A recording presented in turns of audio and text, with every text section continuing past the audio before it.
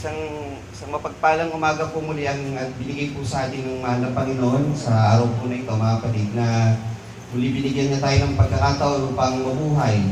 Yung hininga po ng buhay, tinahiran po sa atin ng mahal na Panginoon upang dilitibahay paglingkod natin sa ating mahal na Panginoon. Ngayon sa umaga po ito, sa pagmulat po ng ating mga mata, ay namalas po natin yung kagandahang loob ng Panginoon. Sarap po mga kapatid, kapiling natin ating pamilya, ating kalakasan po mga kapatid, ay gamitin natin sa patuloy na paglilingkod po natin sa ating mahal na Panginoon. So umaga po ito, tayo po nakapag-awitan ng mga papuring awit. Nasiyahan po ba kayo sa mga inawit natin kaninang umaga mga kapatid? Nung pasimula po ng ating gawain. Pakasarap po umawit sa Panginoon at gayon din sa ating pakinig po sa ating pagtuturo na may pamagat na dakila.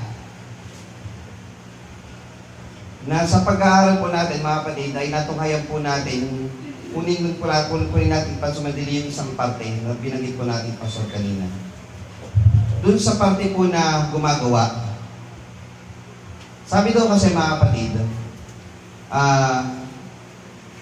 ang pananampalataya na walang gawa ay patay. So kailangan ma-identify mo yung sarili mo, paano mo papatutunayan na may pananampalataya ka. Paano mo ma-identify o ma-manifest yung pananampalataya mo? Sa magitan ng gawa. Kasi hindi malalaman ng ibang tao eh.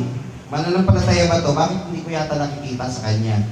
Puro sa puso lang ba yung pagiging mananampalataya at sa isip? Pwede po ba yun? Ganun lang, sa puso at isip lang ang pagiging mananampalataya? Kasi sa magitan daw ng iyong gawa, sabi doon sa Mateo din, mga kasamang talata po niya, sapagkat sa inyong mabubuting gawa ay luluwalhati nila ang Diyos, di ba? Makikita nila yung mabubuti niyong gawa eh.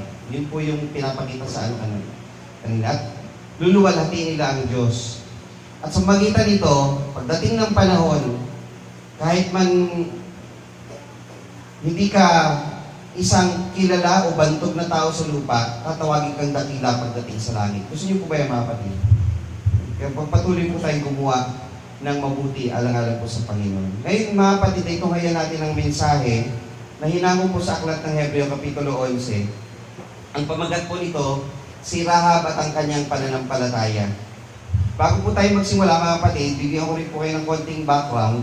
Nung ako po hindi pa po diakono, training pa lang po, tuwing Miyerkules, nabibigyan din po kami ng pagkakataon, kahit linggo, bigyan kami ng pagkakataon na makapag-lecture. Naituro na po natin sa inyo noon, kung matandain po kayo, si Gideon, sa 11:32 naman po yung kasunod lang ngayon eh.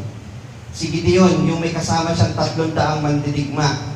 O, Gideon and the 300. Natatandaan niyo po yun? Tinalaki din natin si Jepte. Sumunod na Miyerkules noon, si Jepte. Kasunod din po noon sa 32. Si Jepte, yung nagkaroon naman siya ng panata na sabi niya, Panginoon, pagka nanalo ako sa digmaan na ito, ang panata ko, yung unang lalabas na sasalubong sa akin sa bayan, ihahandog ko sa iyo. Sinong unang buhay na sasalubong sa akin, ihahandog ko sa iyo. Tapos sa digmaan, nanalo siya, pagsalubong niya, yung kaisa-isa niyang anak na babae sumalubong sa kanya. Inihandog niya sa Panginoon. Ganun po yung nangyari. Sumunod po doon, hindi na natin natalakay si Samson, natalakay pa natin. Tapos si David, si Samuel, hindi na po dahil may iba na pong mga nakaschedule naman. So yun po yung background niya. Pero yung 31, ang ating po tatalakay si Rahab. Si Rahab po mga kapatid, sa line-up ng ang Hebreo 11, kung inyo pong babasahin yung kabuuan ng Hebreo 11, ay napakakaiba sa mga kasamahan niyang mga karakter. Dahil dito sa Hebreo 11, makikita nyo dito si Abel. Mabuti po ba si Abel? Mabuti po ba si Enoch? Si Noe? Si Sarah? Si Abraham? Isaac? Jacob? Jose? Moises? Gideon? Barak? Samson? Jepte? David? Samuel? At iba pang mga propeta. Lahat sila po ba mabubuti? Maganda po ba ang kanilang halimbawa? Pero, pagdating dito sa 31, merong isang napasama mga kapatid, si Rahab sa 31.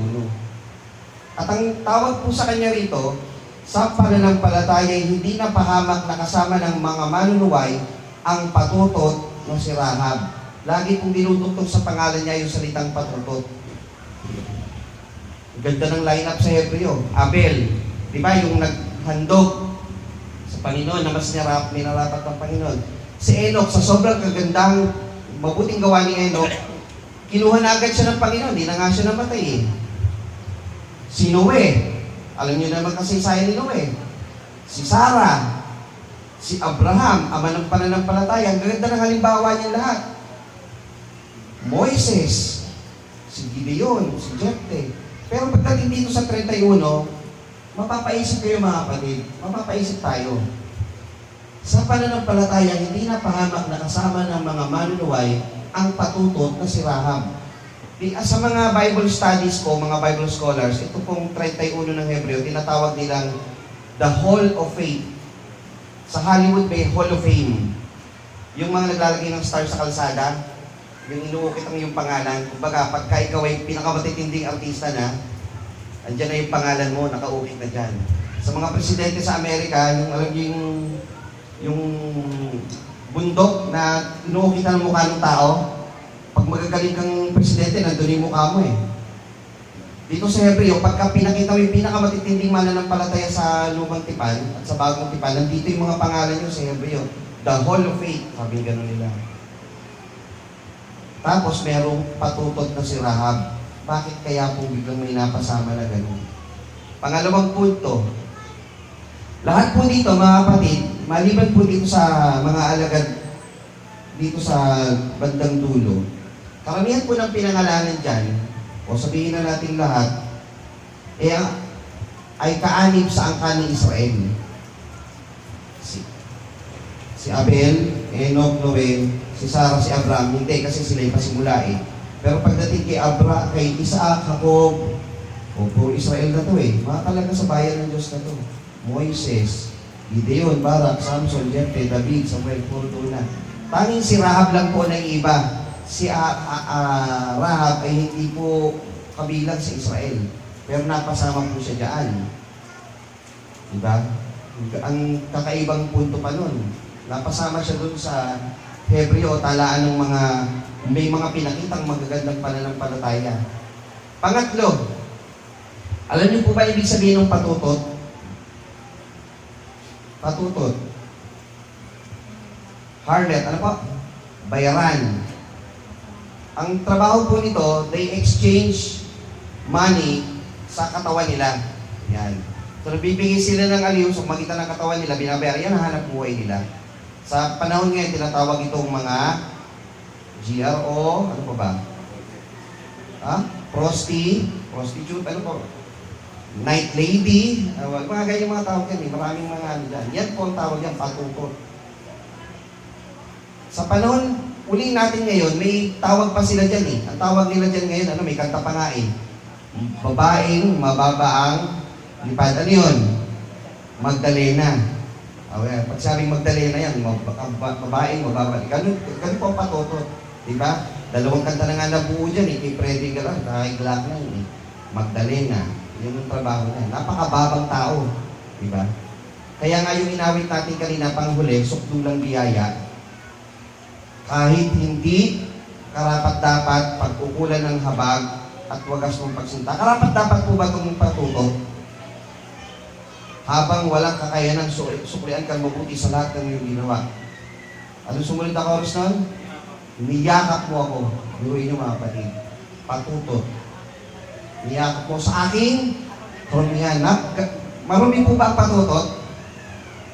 May imagine pa kayong mas dudumi pa dyan kung sa trabaho lang ang pinag-uusapan. Marami pa, pero isa to sa mga matitindi, patutot. Diba? Pang-apat, karamihan sa patutot sa Biblia, hindi pinapangalanan. Doon ay may mga patutot, gano'n. Pero ito pinangalanan, mas nakakahiya yun. Diba? Kaya nga yung mga nahuhuli sa TV, nagtatakip ng mukha eh. Diba? Kasi bakit? Ayaw nilang, pag napicturean sila, makikita sila madlang tao na patutot yun. Yung pangalanan ka pa, si Rahab na patutot, nakakaya. Diba? Pinangalanan ka pa. So yan po itatalakayin ngayon natin. Si Rahab at ang kanyang pananampalataya. Na itong Rahab na ito, mga kapatid, na isulat sa Hebreo 11:31, na mayroong dahilan sa bawat sa atin na gustong ipakita ang Panginoon. Na meron siyang purpose, bakit niya isinulat, at kayo mga kapatid na makapagpapatunay sa huli, bakit po ito naisulat dito? Meron po kayong participation, bakit po siya naisulat? Ano kaya ang kinalaman nito sa ating buhay? Ano kahalagahan ng kanyang pangalan na isulat sa Hebreo upang patunayan ang kabutihan at pag-ibig ng Panginoon sa isang taong tunay na sumasampalataya sa Kanya. Handa na kayo mga kapatid? Yan. Pag-aralan po natin ang mensahe ng Panginoon sa magitan po ng Hebreo 11:31, pamagat si Rahab at ang kanyang pananampalataya. Number 1 po mga kapatid. Number 1, si Rahab bilang isang patutot. Si Rahab bilang isang patutot, kung babasahin natin ang Biblia, paano ba siya naging patutot? Paano siya nakarating dun sa kanyang trabaho o hanap buhay bilang isang patutot? May nakasulat po ba? Taas po kamay, kahit po mga ngaral. Meron po bang nakasulat paano siya naging patutot? Paano siya nakarating sa ganung hanap buhay? Sagot po, wala. Wala pong nabanggit. Basta ang sabi lang po, siya'y patutot. Pinatutunayan ng Biblia na siya'y patutot, yun po ang kanyang trabaho. No background at all kung ano po ang kanyang kung anong nakaraan niya. Basta siya, ang kasalukuyan niya, siya'y patutot. Pangalawa, family background. Ano ang pamilya kanyang pinagmulan? Sino ba ang kanyang pamilya? O sino ba ang nuno niya, nanay at tatay niya? May nakasulat po ba sa Biblia? Ang sagot po, wala din. Hindi rin po nabanggit. Kasi mga kapatid, bakit ko po binabanggit ito? May mga tao kasing ganito eh. Alam niyo kung bakit ako nakarating dito sa ganitong hanap buhay? Kasi, ito na kinagisnan ko sa magulang ko eh. Di ba may mga ganon? O bakit ka sapatero? Ito ko sinabit ko eh. Bakit ka kapitero? Sinabit ko sa magulang ko eh. Bakit ka mangingisda? Siya, walang sinabing kaya ganda yung pamilya niya. Walang background kung walang justification kung bakit yun yung naging trabaho niya eh. Hindi natin alam kung anong pamilya niya eh. Pero ito yung malinaw. Ano yung kanyang pangkat na kinabibilangan? Taga saan po ba siya? Itong si Rahab, makikita po natin ang kasaysayan nito sa aklat po ng Josue 2. Tuloy-tuloy po. Pakilagay na lang po. Josue 2, ang sabi po dito, at si Josue na anak ni Nun ay nagsugong lihim mula sa city ng dalawang lalaki na pinakatiktik na sinasabi, yumaon kayo sa inyong kilalanin ng lupain at ang Jericho, at sila yumaon at pumasok sa isang bahay ng isang patutot na ang pangalan ni Rahab at nakituloy doon. So ang malinaw, si Rahab ay nakatira sa Jericho. At dito sa Jericho, ito naman po ang background niyan. Si Josue kasi, siya na pumalit kay Moises bilang leader po ng Israel, di ba? Namatay na si Moises. Ang sabi ng Panginoon kay Josue, balikan po natin, Josue 1:3 pag sumandali. Ang sabi po ng Panginoon kay Josue, lahat ng lupa na yung tatapakan, yun yung aariin ninyo. Bawat dakong tungtungan ng talampakan ng inyong mga paa ay naibigay ko na sa inyo, gaya ng sinalita ko kay Moises. So ang bili niya kay Josue, pagka pinuntahan nyo at nakaapa kayo doon, inyo na yun, sakupin nyo na. No? Itong si Josue, gaya po ng pinag-aralan natin nung nakakaraan, kabilang po siya doon sa 2 spy o 2 tiktik sa 12 sinugo ni Moises. Di ba 12 yung sinugo ni Moises? 10 tao yung nagbigay ng masamang ulat, sabi, hindi natin kayang sukupin yung lugar na yun. Malalaking tao nandun, mamamatay lang tayo doon. May 2 tiktik na nagbigay ng mabuting ulat, si Caleb at si Josue. Tandaan po ninyo? Si Caleb at si Josue, ang sabi, hindi, kaya natin sakupin yun, puntahan natin yung mananalo tayo. Ang Israel, naniwala doon sa 10. Mamamatay lang tayo rito. Ano yung mga ano niya? Magugutom lang tayo. Wala tayong pagkain, wala tayong tubig. Sana namatay na lang tayo dito sa ilang. Paano na yung ating mga anak? Diba? At narinig ng Panginoon ang daing ng Israel, ang sabi ng Panginoon, narinig ko kung ano yung sinabi niyo, yun ang nangyayari. Lahat kayo mamamatay, mabubuwal kayo sa ilang na ito. Ang mabubuhay lang at makararating sa lupang pangako is yung 19 years old pababa. Kasi yung 20 years old pataas na binanggit, lahat yung mamamatay. Maliban kay Caleb at kay Josue. At si Josue yung napili ni Moises na pumalit sa kanya.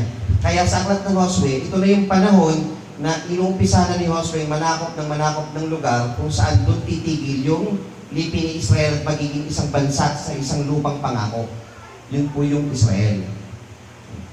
So pagdating po nila doon, sabi niya, doon sa nagpadala na ngayon, ang hindi na 12 pinadala ni Josue, 2 na lang. Sabi niya, magpadala ka ng 2 tiktik doon sa Jericho, tignan nyo kung anong klaseng lupain yun. Di ba mahalaga yan sa mga magsasakop ng lugar? I-survey nyo muna. Tignan nyo kung anong, para mag-strategy kayo ng paano nyo lalabanan yung lugar, strategy. Pagpunta ng 2 tiktik, alam nyo kasi itong Jericho, bago papuntahan ng 2 tiktik, naghahanda na to. Naghahanda na yan. Pakibasa po yung Deuteronomio 3:11. 3:11. Pakibasa po ito mga kapatid. Sabi dito, sapagkat si Og lamang na hari ng Basan, si Og, hari ng Basan, ang nalabi na natira sa mga Repaim, narito ang kanyang higaan ay higaang bakal. Wala pa ito sa rabat ng mga anak ni Amon. 9 na siko ang haba, 4 na siko ang luwang, ayon sa siko ng isang lalaki. Si Haring Og, meron daw higaan. Ang higaan niya, gano'ng kalaki? 9 na siko. Di ko alam kung ito hanggang dito o hanggang ganito. Pagpalagay nyo ng ito. May 1 foot po ba ito sa mga natin? May 1 foot o lagpas? Lagpas. 9 na siko ang haba nung higaan. Tapos, ang luwang, 4 na siko. 4 feet. So, nasa 5 feet yung yung 5 feet, higaan na natin yun eh. Luwang pa lang yun. Tapos, 9 na siko ang haba. Gano'ng kalaki si Haring Og? Tapos, yung mga bayan na yon na tinalo nila, pinabagsak to ng Israel, tinalo to. Kaya ngayon, itong Jericho, nakita paano napalitaan nila, pinabagsak ng Israel yung kaharian ni Og, maghanda tayo, tayo naman ang sasakupin ng Israel. Kaya ngayon, bilang strategy ni Josue, nagpadala siya ng 2 tiktik. So kung ikaw ay hari sa Jericho, anong gagawin mo? At ganun pala kalakas ang Israel. Maghahanda kayo? Maghahanda kayo nun. Mga higante lang yata ito eh. Pwede natin tawagin higante ito. Ganito kalalaki. Napabagsak tayo pa kaya? Ganda sila ngayon. So nung itong 2 spy o 2 tiktik ni Josue nagpunta doon sa Jericho, nakita nung 2 na pinaghandaan sila. Nagtago sila sa isang bahay, yun yung bahay ni Rahab. Ito ngayon nasa isa-isa hari ng Jericho. Balik na tayo sa Josue 2:2.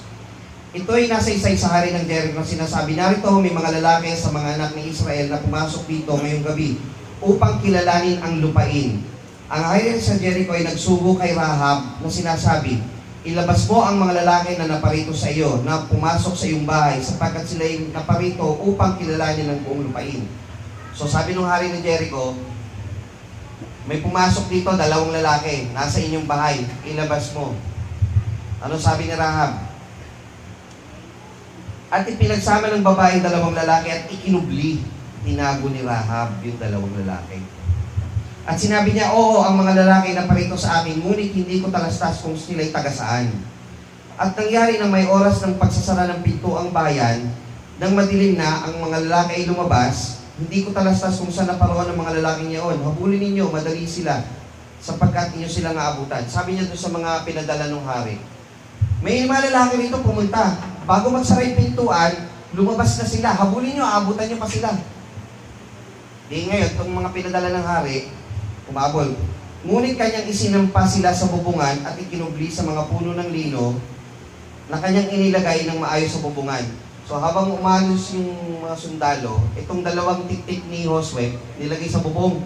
Tinakpan ng mga ng puno ng lino. Para ma-safety ba yung 2?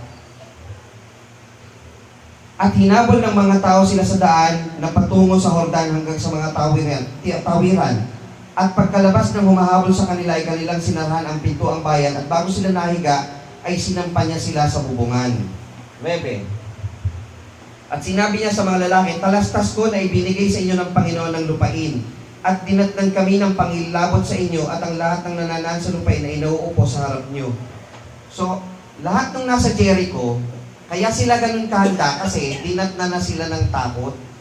Alam nila, pagka sila'y sinakop ng Israel, matatalo sila. Kaya sila, ganyan na lang kahanda.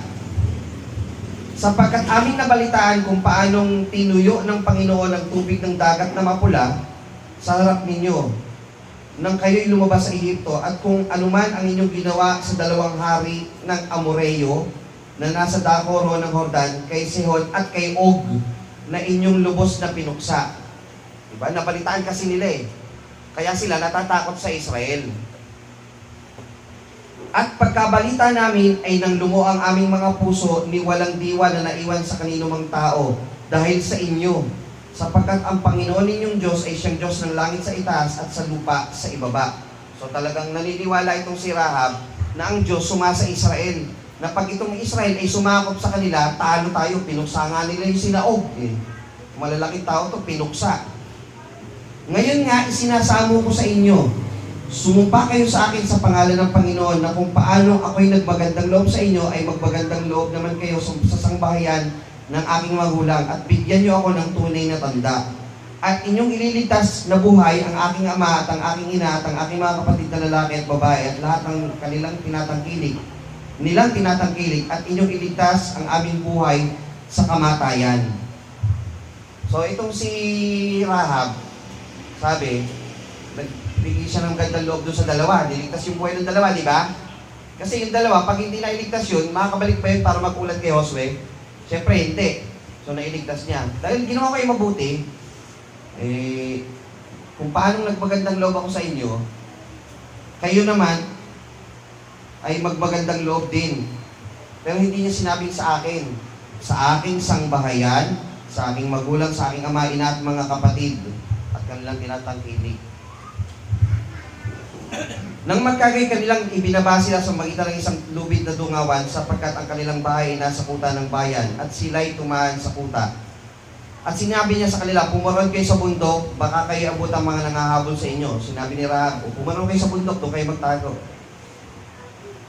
Hanggang sa magsibalik ang mga habol at pagkatapos ay makayayaon kayo sa inyong lakad. At sinabi ng mga lalaki sa kanya, kami ay hindi magpapakasala sa sumpang ito na inyong isinumpa sa amin. Ibig sabihin, hindi kami tutuparin namin ang kasunduan, yung deal na ito. Ganun.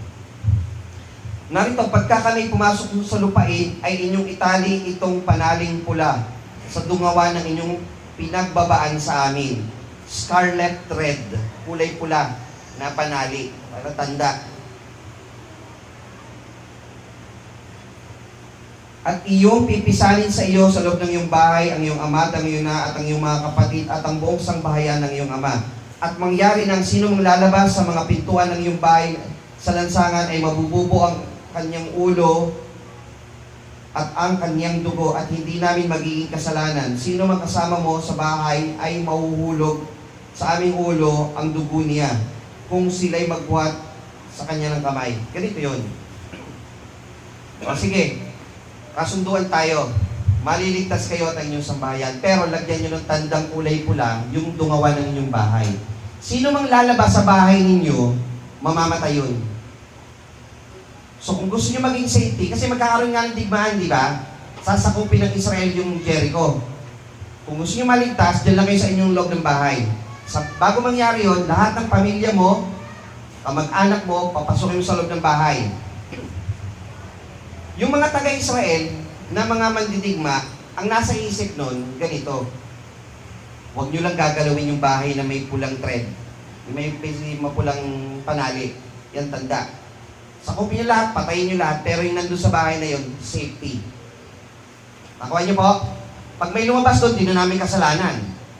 Mamamatay yun. Ibig sabihin nun. So, kailangan para safe sila sa panahon ng digmaan, nandun sila sa loob ng bahay at ang tanda na yung bahay na yon Siyempre mga bahay noon, halos pare-pareho yun. So para matandaan mo kung ano yung bahay na yun, kailangan nandun yung panaling pula, pinakatanda. At nangyari, sino mang lalabas sa mga pintuan ng iyong bahay sa lansangan ay mabububo ang kanilang ulo ng kanyang dugo. O yan, ibig sabihin po nun.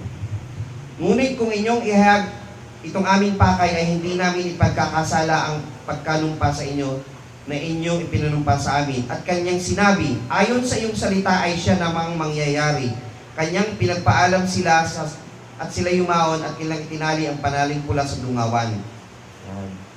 So, tinupad ni Rahab yung kasunduan. Tinalian yung bahay. O naglagay ng talik sa bahay. Sorry.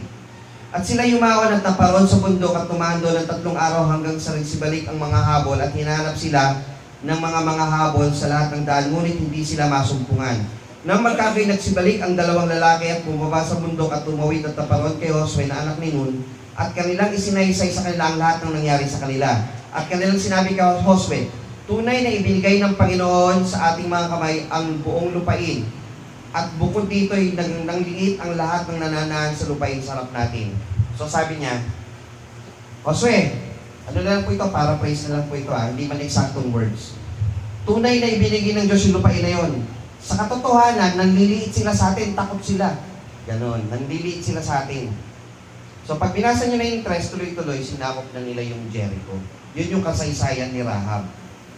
Ngayon, doon na tayo sa pangatlo, kasaysayan ni Rahab. Ano po ang kahalagahan nito? Paano napunta siya sa anong istorya yon? Na anong mapupulot natin doon? Number 1, balikan po natin yung 2.4, iisa-isayin na natin ngayon. 2.4 ng, subaybayan nyo lang po, 2.4 ng Josue. Number 1, si Rahab ay nagpakita ng pagkilala sa Diyos. O nagpakita ng pagkilala sa tao ng Diyos. Tingnan niyo po yung pansinin niyo yung 2.4. At ipinagsama ng babae ang 2 lalaki at ikinubli. Kung kayo mga kapatid ay nasa kanyang katatayuan, kung itong 2 tao na to ay nagpunta lang doon at wala lang yun sa inyo, palagay niyo ikukubli niyo yun. O meron na kayong hint sa inyong sa sarili. Sabi nga ng ating pastor kanina, may idea na kayo. Galing sa Panginoon kasi yun Binigay na siya na idea, meron na siya idea na itong 2 to, at sinabi, oo, ang mga lalaki na parito sa akin, ngunit hindi ko talastas kung sila'y taga saan. Sukat magsinungaling pa siya para iligtas yung 2 lalaki. So, ang isang katangian niya, nagkaroon siya ng pagkilala sa mga tao ng Diyos. Meron tayo ngayon sa umagang ito, mga kapatid, ilan po yung ating panauhin? 3. Dumadating po ba sa inyong isip, o kayo man, hindi pa kayo mananampalataya, na minsan may nangaral sa inyo, na yung nangaral sa inyo, tao pala ng Diyos yun, na kayo ay hinihimok na lumapit sa Diyos. Makiramdam kayo, mga kapatid. May lumalapit sa inyo, in God's way, tao pala ng Diyos yun, na humihimok sa inyo, lumapit kayo sa Diyos. So si Rahab nagkaroon ng pananampalataya na ang dumating sa kanyang bahay ay tao ng Diyos. Pangalawa, 2.9. Sabi po dito, at sinabi niya sa lalaki, talastas ko na ibinigay sa inyo ng Panginoon ang lupain. Ang sabi nito, sa pangalawang katangian niya, siya'y kumilala sa Diyos ng mayroong takot. At dinatnan kami ng pangingilabot na sa inyo at ang lahat na nananahan sa lupain ay nauupos sa harap ninyo. So nagkaroon siya ng pagkakilala sa Diyos at nagkaroon siya ng takot doon. So yung Diyos na ito, meron palang kakayanan na makapagbigay ng takot. Sabi doon sa Kawikaan, ang pagkatakot sa Panginoon ay pasimula ng karunungan, nagkaroon siya ng karunungan ngayon. Itong tao na to, tao ng Diyos, at sila'y sinugo ng tunay na Diyos na aking dapat katakutan. 10:11, sapagkat aming nabalitaan kung paanong tinuyo ng Panginoon ang tubig na dagat na mapula. Si Rahab ba ay kasama sa panahon ng Israel nung tumawid sila sa dagat? Hindi. Nabalitaan niya lang ito, na ipangaral lang sa kanya. Salita lang. So sa ating mga panauhin, kayo man, nakabalita na rin kayo ng mabuting aral ng Panginoon. Nasa panahon na ba kayo ng mga apostol? Wala, di ba? Pero binabasa natin, nakaraang ulat na. Nakaraang pangyayari kina Pedro, kay Juan, sa Panginoong Jesucristo. Pero sumasampalataya tayo na nangyari iyon.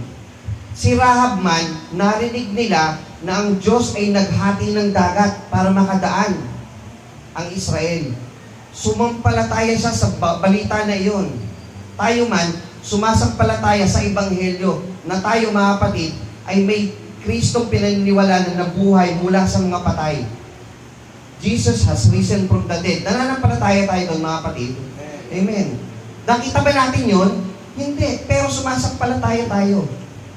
Ganon din ang nangyari sa kanya. Hindi niya nakita na nabuksan yung dagat na pula, pero nabalitaan niya yun. Kaya ang pangatlo, kumilala siya sa Diyos na mula sa kanilang pagkarinig. Pang-apat,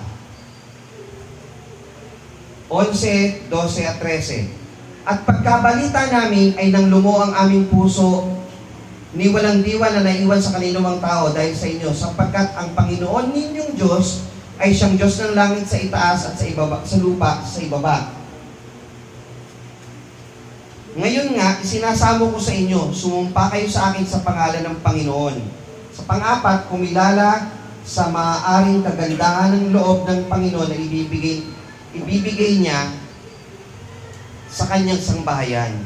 Sabi, na kung paano ako'y nagpagandang loob sa inyo, ay magmagandang loob naman kayo sa sangbahayan ng aking magulang.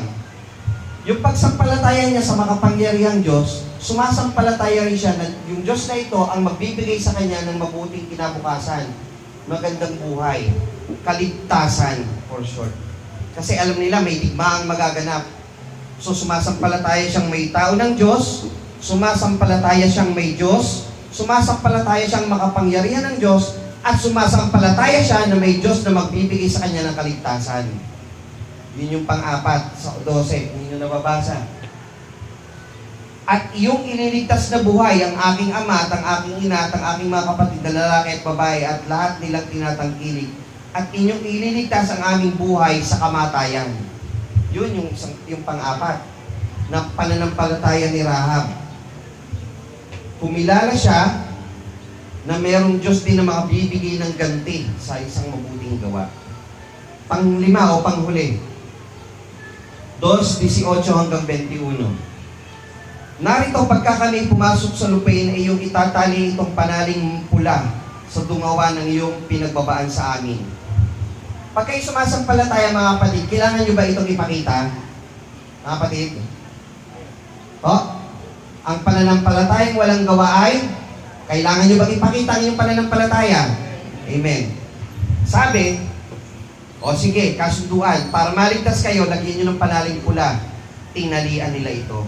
Pinakita nila, may ginawa sila after nilang manampalataya. After niyang manampalataya, ginawa niya yon. Ang kagandahan pa nito, pula, panaling pula, ang nagligtas sa kanila doon sa digmaan na hindi sila mamatay. Sa atin, ano yung mapula na nagbigay sa atin ng kaligtasan? Yung dugo, mga kapatid. Diba? Na pag ikay nasa loob ng bahay na yon, na may pula, na nahugasan ng dugo, which is the church, na binili niya ng kanyang sariling dugo. Diba ang galing ng Biblia, napaka-coordinated ng pagkakasulat. Hindi po basta, hindi basta isinulat lang kundi may Holy Spirit talaga na wala namang maliit na pagitan, yung lumang tipan at bagong tipan, napakalayo ng pagitan niyan. Pero coordinated po kasi isa lang ang author, ang ating Panginoong Diyos. Pag kayo nandun sa bahay na yun, na mayroong pula, ligtas kayo, maliligtas kayo. At kung sino man ang lalabas doon, hindi na namin kasalanan yun, mamamatay sila. Kaya kayo mga kapatid, nasa bahay na ba kayo ng Diyos? Gusto nyo bang lumabas? Hindi na namin kasalanan yun. Tama po ba? Tama po ba mga kapatid? Dito lang kayo sa loob, mabubuhay kayo at maliligtas kayo. Yan ang pinakitang pananampalataya ni Rahab. Hindi sila umalis. Katunayan, na hindi nila pag-alis, mga kapatid, patutunayan natin na may naging magandang bunga ang pananatili ni Rahab dito sa bahay na ito. Pakibuksan po yung Mateo 1, 5 at 6.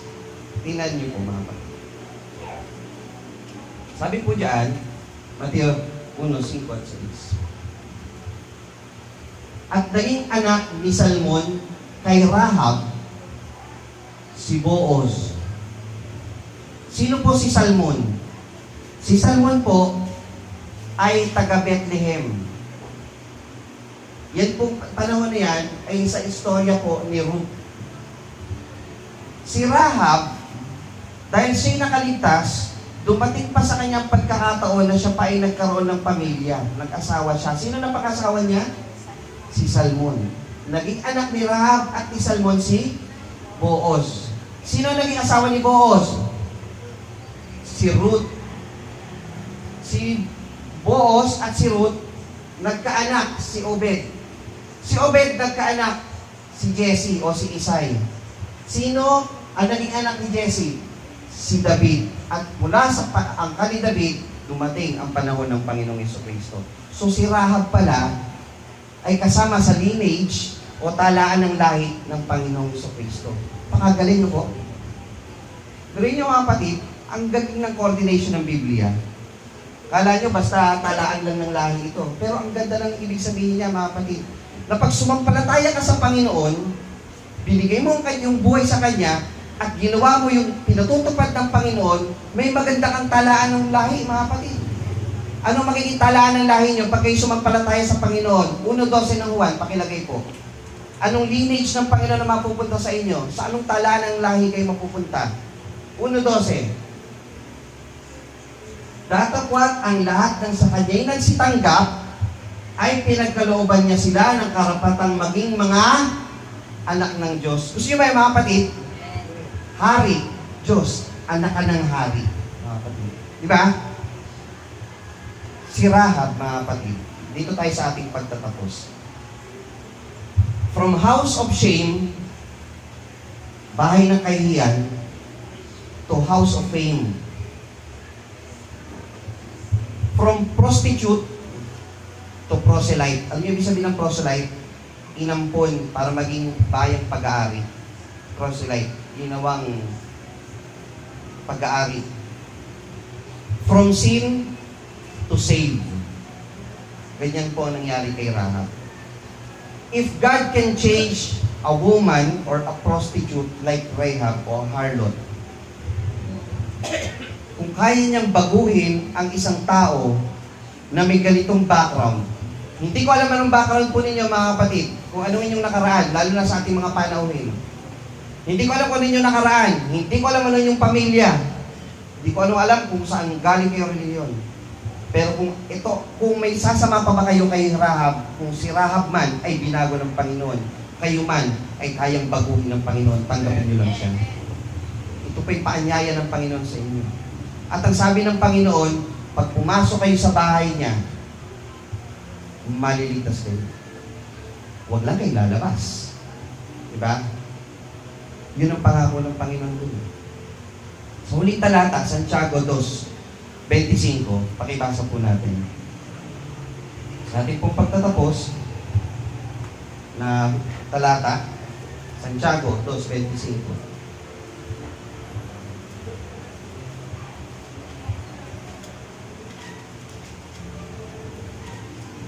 At gayon din naman, hindi rin baga si Rahab na patutot ay kinaring ganap sa pamamagitan ng mga gawa dahil sa tinanggap niya ang mga sugo at kanyang pinapagdaan sila sa ibang daan. Itong si Santiago, mga kapatid, hindi niya kinokontra yung sinabi ni Pablo na sa pagitan ng pananampalataya, ikaw ay aring ganap. Sinasabi niya na kung ikaw ay may pananampalataya, kailangang ipakita mo rin ito sa pagitan ng iyong gawa, gaya ni Rahab. So kung kayo sumasampalataya, mga kapatid, huwag kayong sa isang tabi, ay basta ako, miyembro ako, basta ako, nabautismo na ako, okay na yon. Hindi po. Ipakita nyo sa inyong mga gawa. Patunayan nyo na kayo'y ligtas. Patunayan ninyo na ang Diyos ay nagbago na sa inyong buhay, na kayo'y masunuring anak, at namamalagi sa kanyang pagtatapat. Pagpapala po sumatin sa muling pagkarinig ng kanyang mga salita. Magandang umaga po sa inyong lahat. Tayo po tumindig at tumawid po tayo ng kayayan. Ay, ng tinapay lang.